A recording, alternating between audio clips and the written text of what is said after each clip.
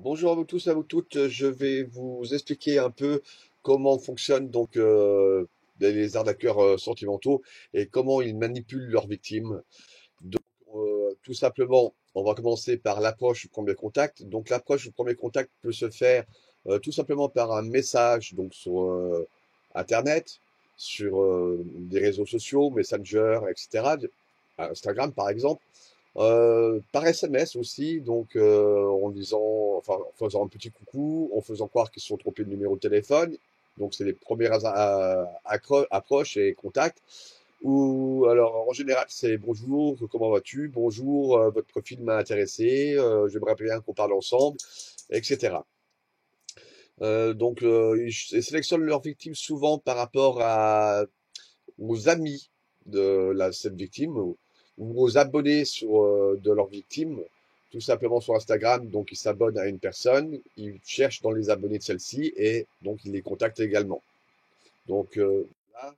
Ensuite, ils vont jouer sur l'écoute. Ils vont écouter la personne, ils vont enregistrer tout. Ils sont très très forts pour enregistrer écouter les malheurs, les belles choses, etc. de la personne, faire semblant de les écouter, faire semblant de tout aimer, ce que la personne dit, raconte, envoie les photos, etc. Ça va être ah c'est magnifique, etc. Donc vraiment jouer sur les sentiments et ceci pendant quelques temps et pratiquement tous les jours, plusieurs fois par jour, très tôt le matin souvent et très tard le soir, pour pas laisser de répit. Et c'est ainsi qu'ils travaillent et ils manipulent, commencent à manipuler mentalement leurs victimes. Par la suite, ils vont commencer à jouer sur des mots doux, genre je t'aime, mon amour. Ils vont répéter très très souvent je t'aime, mon amour, presque à chaque phrase. Ils vont faire en sorte pratiquement d'être à l'intérieur du cerveau de leur victime pour qu'elle ne pense plus qu'à lui, pour qu'elle ait envie de lui parler, qu'il lui manque, enfin, etc. Et lorsque il sentira la victime vraiment très très proche, il pourra même aller jusqu'à proposer d'ailleurs le mariage en général. Donc, lorsqu'il sentira que la victime est prête, entre guillemets, et ben c'est donc là qu'il va commencer à avoir quelques problèmes. Ça peut être des problèmes divers, des problèmes financiers avec la banque, des problèmes d'actes notariés où il faut de l'argent pour débloquer, des problèmes avec la banque, pareil, le compte est bloqué, il y a des grosses sommes dessus, mais il faut de l'argent pour débloquer, voilà. Des problèmes d'amende, des problèmes de voitures bloquées, parce que soi-disant, ils sont par exemple revendeurs de voitures à l'international, donc des frais de douane à bloquer, à débloquer, donc ils demandent un petit dépannage au début de 250 euros. Et c'est un engrenage qui n'en finit pas parce qu'il a toujours, ils arrivent toujours à avoir plus, 250 euros, 500 euros, 100 euros, dépanne-moi, j'ai plus à manger pour les enfants. Ils font croire qu'ils ont les enfants derrière, enfin, etc., qui pleurent, qui ont faim. En général, ils vont vous parler aussi directement par téléphone ou par appel vidéo, sauf que la vidéo ne marche jamais dans ces cas-là. Il y a toujours une excuse pour dire que la vidéo ne marche pas. Et donc, il va tout pareil. Donc, ça va être toujours de la manipulation mentale. Et au bout de quelques semaines, quelques mois, certains, c'est pendant des années, la personne ne pense plus par elle-même, mais pense et écoute tout ce que l'escroc va lui dire.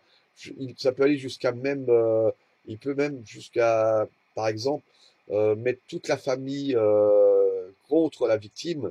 C'est-à-dire que si la famille dit quelque chose à la victime, il va dire que c'est parce que la famille est jalouse, parce que la peur qu'elle dépense tout son argent, c'est des rapias, enfin, entre guillemets, ils en veulent à son argent. Et à force, la victime va y croire complètement. Une manipulation mentale totale. Donc faites très très attention, méfiez-vous, partagez. Et surtout, si vous avez une personne dans votre entourage qui est amoureuse, une personne virtuelle qu'elle n'a jamais vue réellement, essayez de l'avertir, de l'aider, de l'écouter. Voilà. Merci à vous et à bientôt. Au revoir. Petite, chose, pas petite, mais chose très importante. Ne pas oublier aussi de couper tous les liens et les méthodes de contact que la victime avait avec l'escroc, le faux profil, l'arnaqueur sentimental. C'est-à-dire que il faut changer de numéro de téléphone portable ou de téléphone Ça se fait très facilement pour éviter qu'ils puissent vous recontacter par SMS ou par coup de fil.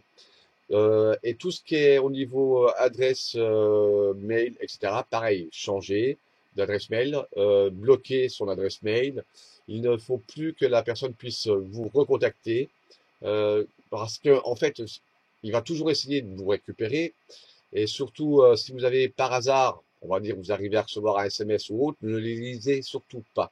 Ils sont très très forts pour récupérer des victimes. Vraiment, il faut faire tout pour qu'il n'y ait plus de lien et de moyens de vous contacter. Voilà. Donc ça, ceci, c'est quand même le plus important. Merci à vous de m'avoir écouté et à bientôt. Bon courage. Au revoir.